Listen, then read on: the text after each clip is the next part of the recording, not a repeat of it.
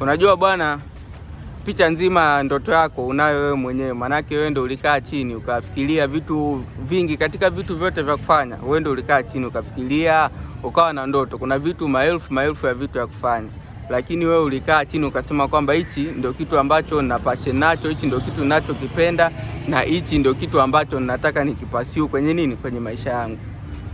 Kuna kipindi kigumu sana tunapitia kwenye kuzichesi ndoto zetu. Majirani, ndugu wanaotuzunguka, wazee, familia wanakuwa hawaamini katika kitu ambacho wewe unafanyaje, ulikiamini. Unakuta mtu tu anakuambia kwamba kitu unachokifanya sio sahihi, tafuta kazi halisi.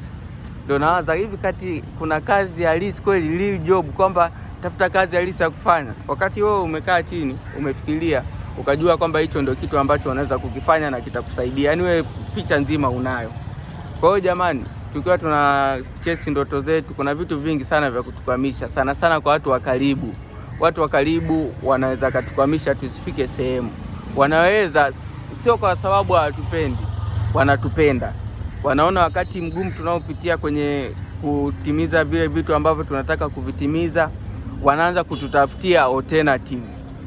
Hicho kitu acha, umefanya miaka mingapi? Usi mwaka wa 6 unaenda, mwaka wa 7. Kwa nini usiache ufanye kitu fulani? Achana na hicho kitu, kimesha kukataa, kimesha kushinda. Lakini we still bado kikikushinda, yani wewe mwenyewe utakujua kwamba kweli hichi kweli mimi kimenishinda. Lakini hakiwezi kukushinda kama ni ndoto yako, kwa sababu uliona taswira, wewe ndio uliona picha. Wewe katika option zile zote za kitu fulani cha kukikimbilia, hicho kitu ndio uliona kwamba unaweza kukipata. Kwa nini uamini maneno ya watu wengine wanaoongea? Usije wewe mwenyewe usiamini feelings na hisia na passion ya kitu ulicho nacho. Kwa hiyo jamani, sana kwenye hii generation yetu sisi wakubwa zetu, generation inayotuongoza ni wa kipindi cha pita, sio kilichopita, sio Gen Z.